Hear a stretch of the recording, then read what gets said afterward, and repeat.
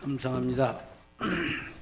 이제 안도현 목사님 나오셔서 말씀 전해 주시겠습니다.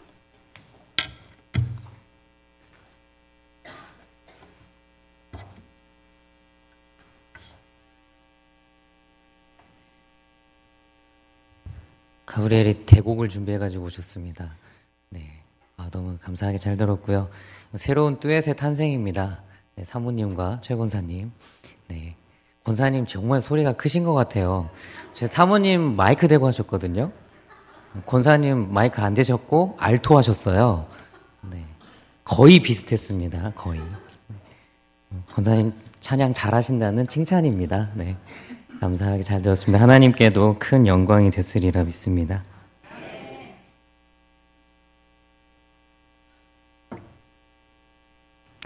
제 어린 시절 고민 한 가지를 말씀드리면서 말씀을 시작하고자 합니다.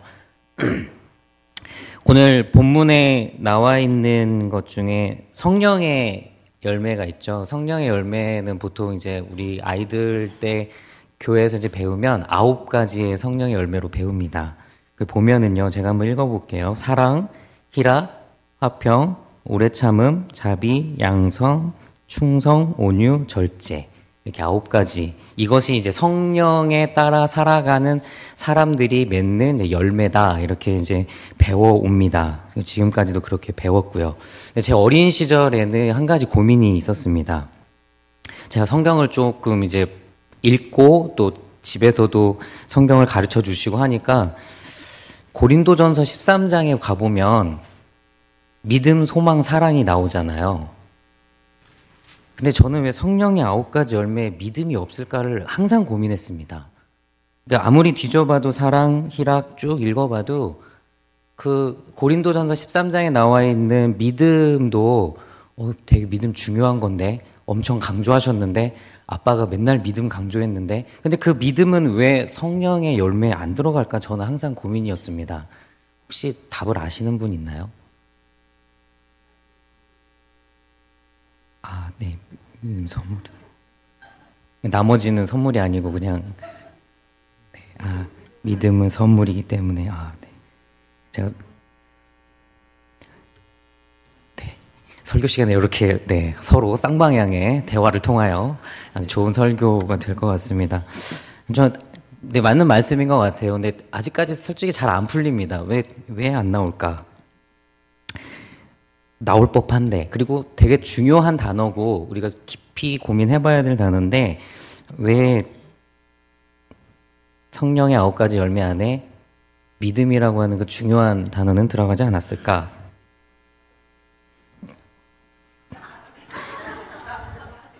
권사님 찬양 참 잘하십니다. 네. 말씀을 제가 전하다 보면은 아마 여러분들도 함께 좀 공감하시는 내용이 될 거고, 제가 이 말씀을 준비하다가 답을 얻었습니다. 저한테서 이제 답을 얻은 것을 여러분과 함께 나눴으면 좋겠습니다. 이 말씀에 오늘 등장하는 그 갈라디아서 5장에서 중요한 단어 2가지가 있습니다. 뭐냐면 바로 자유라고 하는 단어와 성령이라고 하는 단어입니다. 이 2가지 단어가 어떻게 보면 바울이 평생을 두고 그 바울의 일생을 다하여서 고민했었던, 그리고 그것에 어떻게 보면은 자신의 인생을 다 걸었을 만한 그런 단어가 바로 이 자유라고 하는 단어와 성령이라고 하는 단어로 볼 수가 있습니다. 여러분 자유하시면은 금세 다가오신 어떤 이미지가 있으시고 또 느낌이 있으시죠? 자유. 뭔가 이렇게 얽어매고 뭔가 이렇게 꽉 닫혀있는 그런 부분들에서 풀어지고 그리고 열려진 어떤 그런 상황들을 보통 우리는 자유로운 또 자유의 상황이라고 이렇게 생각할 수 있고 그런 이미지로 갖고 있습니다. 근데 오늘 바울이 말하고 있는 이 성경에서의 자유는 우리가 보통 일반적으로 말하는 자유하고 좀 비슷한 면이 없는 것은 아니지만 구체적으로 바울이 말하고 있었을 때 자유라고 하는 단어는 우리가 다시 한번 좀 생각을 해볼 필요가 있습니다. 바울이 말하는 자유, 그 자유는 과연 어떠한 의미를 갖고 있을까? 바울이 이 자유라는 단어를 고민했었을 때는 반드시 함께 따라오는 또 하나의 단어가 있습니다. 그것이 뭐냐면 바로 율법이라고 하는 단어입니다. 율법. 바울이 자유를 고민할 때 그 자유라고 하는 단어가 나올 수밖에 없었던 그 원인을 제공했었던 단어가 율법이라고 하는 단어입니다. 이 율법이 뭐냐? 여러분은 너무나도 잘 아시겠지만 하나님께서 이스라엘 백성들에게 주셨던 하나의 법률 같은 겁니다. 이 율례, 이 율법을 잘 지키는 것이 곧 하나님의 말씀대로 살아가는 것이다라고 하나님께서 모세를 통하여서 이스라엘 백성들에게 주셨던 것이 바로 율법입니다. 그래서 율법의 본질은 바로 하나님의 말씀대로 살아가는 것, 그것을 잘 지켜 행할 수 있도록 어느 정도 틀을 만들어 주신 것이 바로 율법이죠. 그런데 이게 변질이 됩니다. 하나님께서 처음에 말씀하셨던 그 의도대로 율법이 존재하는 것이 아니고 자꾸 사람의 생각이 끼어 들어가기 시작을 했죠. 그러면서 결국에 이스라엘의 율법은 변질이 됩니다. 변질이 되다 보니까 어떻게 보면은 그것이 하나님의 뜻에 더 가깝게 다가갈 수 있도록 하나님께서 부여해 주신 거였는데 오히려 반대로 하나님의 뜻에 더 가깝게 가지 못하도록 방해하는 요소가 되어버렸죠. 그게 율법이 바울이 바라봤었을 때의 모습이었습니다. 바울이 예수님을 만나고 예수 그리스도로 새로운 사람이 되고 난 이후에 율법을 바라보았을 때 그 율법은 오히려 하나님의 뜻으로 더 가까이 가는데 방해하고 있는 요소로서 비춰진 것이죠. 그런데 그 율법이 아직도 사람들을 부자유하게 만들고 있었던 겁니다.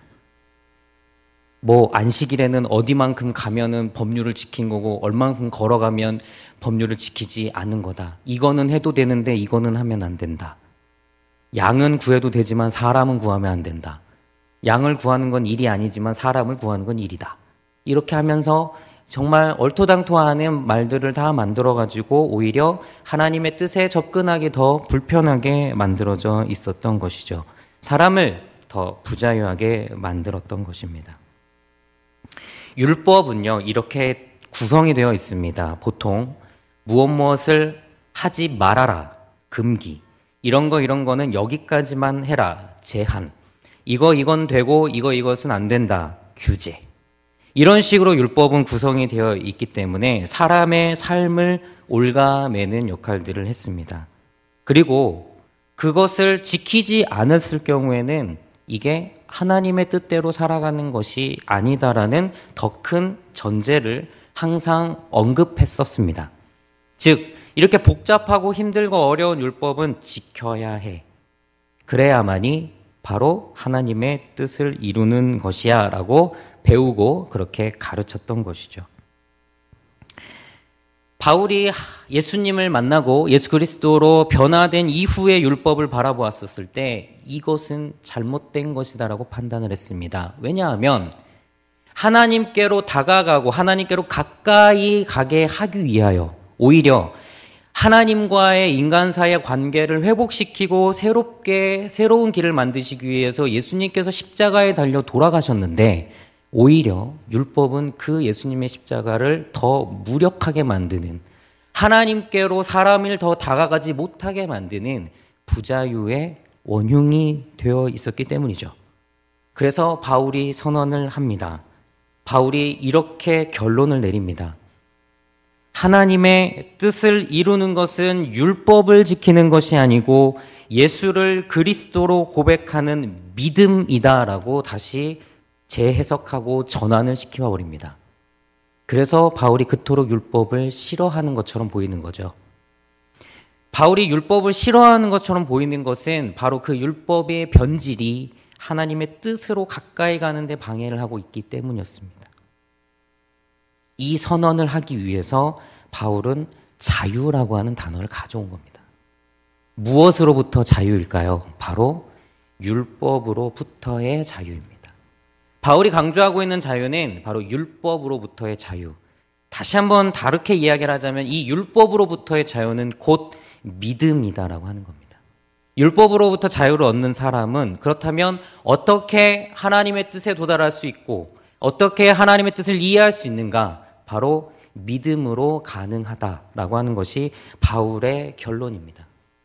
그래서 바울은 이 자유를 이야기할 때 반드시 율법이라고 하는 단어를 함께 이야기합니다. 정리를 해보자면 자유는 믿음과 함께 합니다. 그리고 부자유는 율법과 함께 하는 거죠. 이게 바울이 자유를 이야기했었던 겁니다. 그런데 오늘 말씀을 다시 한번 보겠습니다. 5장 13절 말씀인데요. 제가 한번 읽어보겠습니다. 형제들아, 너희가 자유를 위하여 부르심을 입었으나, 여기서 말하는 자유는 바로 율법으로부터의 자유, 즉 믿음의 법을 말합니다. 자유를 위하여 부르심을 입었으나 그러나 그 자유로 육체의 기회를 삼지 말아라. 여러분들은 법이 있는 것이 좋습니까? 법이 없는 것이 좋으십니까? 있는 게 좋으십니까? 그래도 법이 나를 올가매주는 게 좋다. 네, 그렇게 생각하실 수 있겠죠. 우리 영남교회 분들은 너무너무 선하시기 때문에 그러시지만 밖에 나가면요. 여기가 아니고요. 밖에 나가면 법이 없는 게 더 좋다고 말하는 사람들이 많습니다. 왜냐하면 너무 복잡하고 너무 힘들고 또 때로는 그 법이 나를 도와주는 것이 아니고 나를 힘들게 만들거나 올가매거나 오히려 나에게 피해를 주는 경우들도 있거든요. 혹시 법 때문에 피해를 당해 보신 적이 있는 분들은 지금 제가 드린 말씀이 고개를 끄덕끄덕 하실 겁니다. 오히려 내가 법 때문에 피해를 봤다라고 생각하는 경우들이 있습니다. 대부분의 사람들은 자기 자신을 올가매거나 나를 부자유하게 만드는 것을 그렇게 좋아하지 않습니다. 그래서 그것을 다 해체시켜버리고 그것을 다 풀어줬을 경우에 굉장히 큰 해방감을 느끼게 되죠. 그것을 일컬어서 사람들은 자유라고 부르기도 합니다. 그런데 문제가 있습니다. 다 풀어주면 결국에 자기 맘대로 행하는 경우들이 발생을 합니다.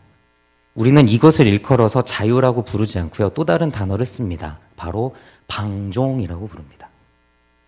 자유를 줬습니다. 풀어줬습니다. 무언가 편안하게 만들어줬습니다. 그랬더니 내가 하고 싶은 대로 합니다. 내 마음대로. 그래서 방종이라고 하는 단어는 자유하고 얼핏 닮았으면서도 사실은 굉장히 다른 단어입니다. 오늘 13절에 나와 있는 바울이 이야기하고 있는 바로 자유로 육체의 기회를 삼지 말아라라고 경고하고 있는 내용은 바로 율법으로부터 자유를 줬고 이제 믿음의 법을 줬는데 왜 너희들이 그것을 가지고 오히려 방종하고 있었느냐라고 경고하고 있는 겁니다. 율법의 조항들, 600개가 넘는 율법의 조항을 여러분 지키는 것보다 예수를 그리스도로 고백하는 믿음 한 번이 더 쉽지 않겠습니까? 600개 지키는 것보다 하나 말하고 지키는 게 더 쉽지 않을까요? 쉽죠. 쉬운데 문제가 생겼습니다. 600개로 제한되어 놓았던 걸 다 풀어버리니까 거기에서 방종이 발생하게 된 겁니다. 내가 하고 싶은 대로, 내 마음대로. 이거는 율법인데 이거 안 지켜도 된다고 그랬어. 그러니까 내 마음대로 할 거야. 내 마음대로. 여러분 율법 600개 조항 중에 살인하지 말라가 있습니다. 율법 안 지켜도 된다고 했습니다. 그러면 살인해도 되는 겁니까?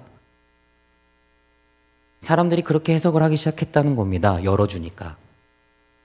이것이 바울의 눈에는 자유가 아니라 방종으로 보였던 것이죠. 하나님의 뜻을 지금 정확하게 이해를 못하는 그런 상황에 봉착을 한 겁니다.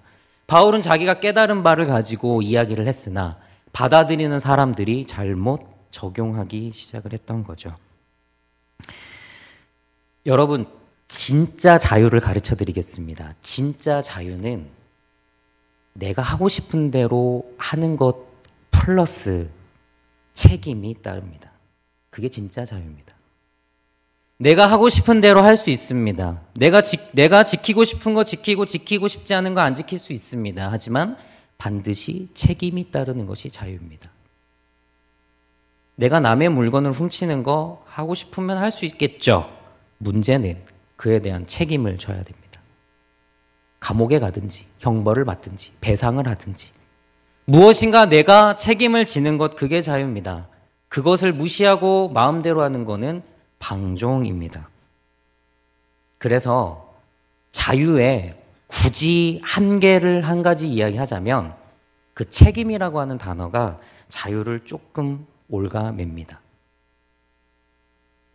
이 신앙에서의 자유도 마찬가지입니다.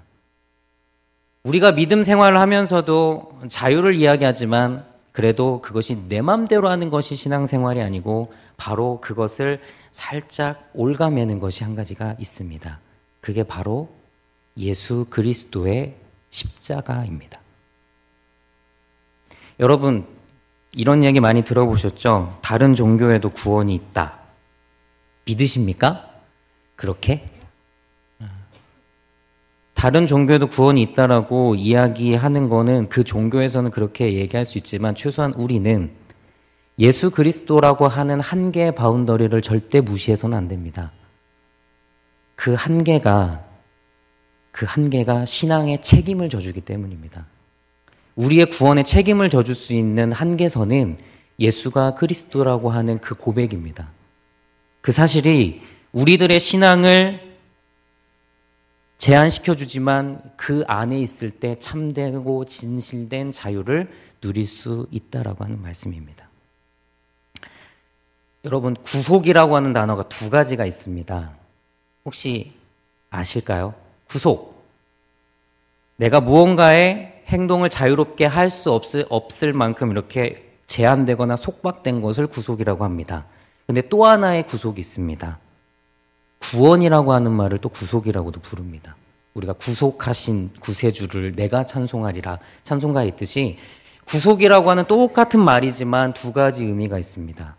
하나는 나를 올가맨다. 하나는 나를 구원해 준다. 신기하지 않습니까? 같이 똑같은 음은 똑같은데 뜻은 전혀 다른 곳에 있는 것처럼 보이죠. 하지만 잘 만나게 해보십시오. 내가 예수 그리스도 주님으로 인하여 구속이 된다면 우리에게는 영원한 구속의 은혜가 임하는 겁니다. 예수로 구속되신 분들은 여기서 구속은 제한된다는 말입니다. 영원한 구속의 은혜에 동참하시고 그 은혜가 임한다라는 말씀. 이것이 바로 우리가 갖고 있는 자유의 본질적인 모습입니다. 그리스도 안에서 구속의 자유를 누리는 자에게 필요한 것이 이제 한 가지 있습니다. 율법이 폐하여졌습니다. 율법이 이제 더 이상 율법을 조항들을 지켜갈 필요가 없을 만큼 믿음의 법이라고 하는 것이 아주 강하게 역사하는 시대를 우리는 살아가고 있습니다. 바울이 예수님의 뜻을 받들어서 그 시대를 열었죠. 율법이라고 하는 그 구시대적인 법이 사라졌습니다. 그리고 새로운 법과 새로운 목표가 생겼습니다. 율법을 다 지켜서 얻게 되는 것은 썩어 없어질 허무한 것이라고 한다면 믿음으로 살아가는 자에게 주어지는 것은 전혀 다른 차원의 것들이 나타나게 됩니다. 제가 나무를 하나 비유를 들어보겠습니다. 이스라엘 백성들이 예수 그리스도가 오시기 전까지는 율법이라고 하는 나무를 심어서 거기에서 나오는 열매를 통하여 하나님의 뜻을 깨달아 알았고 그 뜻을 맛보아 알았습니다. 그런데 예수님께서 오셔서 예수님을 통하여서 새로운 법을 우리들에게 주시면서 새로운 나무가 심겨졌습니다. 예수를 그리스도로 고백하는 그 믿음의 나무가 심겨진 거죠. 그 나무를 심은 자에게는 새로운 열매가 맺히게 되는데 그 열매를 일컬어서 성령의 9가지 열매라 부릅니다.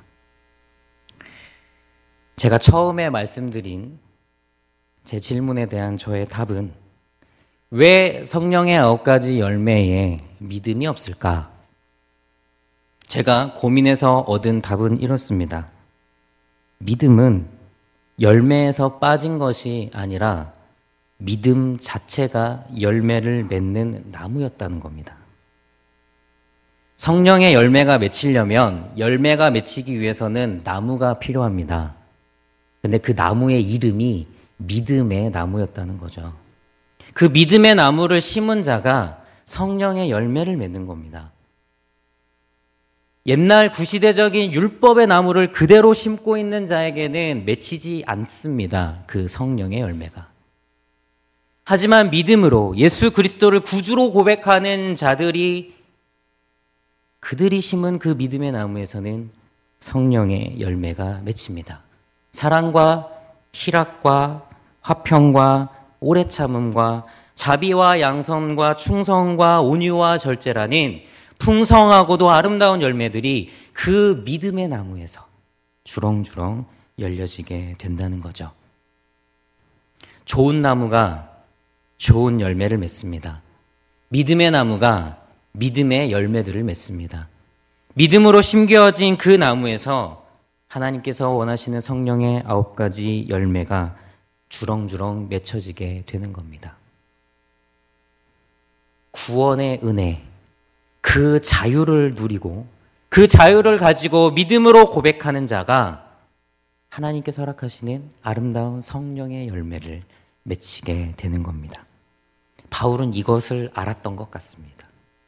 율법의 나무를 뽑아버리고 거기에다가 믿음의 나무, 예수를 그리스도로 구주로 고백하는 그 믿음의 나무를 심자. 그리고 거기서부터 열리는 성령의 그 열매를 누리고 함께 하자. 이게 바로 바울이 깨달은 바가 아닐까 생각해 봅니다. 사랑하는 성도 여러분, 그리고 오늘 헌신 예배를 드리시는 베드로 남성교회 여러분, 율법이 더 이상 우리를 구원의 길로 인도할 수는 없습니다. 율법이 무의미하다라는 얘기가 아니라 율법의 조항들을 조목조목 다 지킨다고 해서 우리에게 구원이 주어지는 거 아니라는 말씀입니다. 구원은 예수를 그리스도로 고백하는 그 믿음이 심귀어진 그 뿌리에서부터 성령의 열매를 맺으며 거기에서부터 얻을 수 있는 것임을 기억하시기 바랍니다. 오늘부터 우리는, 아니 이전부터 우리는 믿음의 나무를 심었어야 했고 심어가야 합니다. 믿음의 나무를 심을 때 거기에서 성령의 열매를 맺을 수 있습니다. 오늘 말씀 25절에 보면 이런 말씀이 있습니다. 만일 우리가 성령으로 살면 또한 성령으로 행할지라. 성령의 삶을 살아가는 그 사람, 성령의 열매가 맺혀지는 사람을 바라보면서 우리는 그 사람이 심은 나무의 이름이 믿음의 나무라고 부를 수 있습니다. 여러분들의 열매를 보고 여러분들의 믿음을 알 수 있다라고 하는 겁니다. 여러분들 안에 진정한 자유가 있는지 없는지, 구속의 은혜와 자유가 있는지 없는지 여러분들의 성령의 열매를 보고 알 수 있다라고 하는 겁니다. 그래서 이 자유와 성령이라고 하는 단어가 그렇게 중요하게 바울이 언급하고 있는 것입니다. 말씀을 맺겠습니다. 여러분 안에 믿음으로 얻으신 그 참된 구원의 은혜와 하나님께서 예수 그리스도를 통해서 주신 그 자유가 있으십니까? 성령의 열매를 맺으십시오. 성령의 열매를 맺고 계십니까? 여러분 안에 예수 그리스도로 인하여 얻은 자유가 있음을 기뻐하십시오. 그게 바로 여러분들이 살아가시는 참된 힘이 될 것입니다. 다 같이 기도하겠습니다. 예수님으로 말미암아 우리에게 구원의 자유를 허락하여 주신 하나님, 이제 우리가 믿음의 나무를 심어 성령의 열매를 맺습니다. 하나님께서 우리 한 사람 한 사람에게 주신 그 놀라운 은혜를 다시 한번 기억하며 우리들의 삶 가운데 구원 얻은 그 자유를 마음껏 누리며 그 믿음이 있을 저희들에게 성령의 열매를 맺을 수 있는 마음을 허락하여 주시고, 또 맺혀진 그 성령의 열매를 바라보며 우리 안에 믿음이 날로 날로 자라고 있음 또한 확인하며 기뻐할 수 있도록 인도하여 주옵소서. 감사드리며 예수님의 이름으로 기도드립니다. 아멘.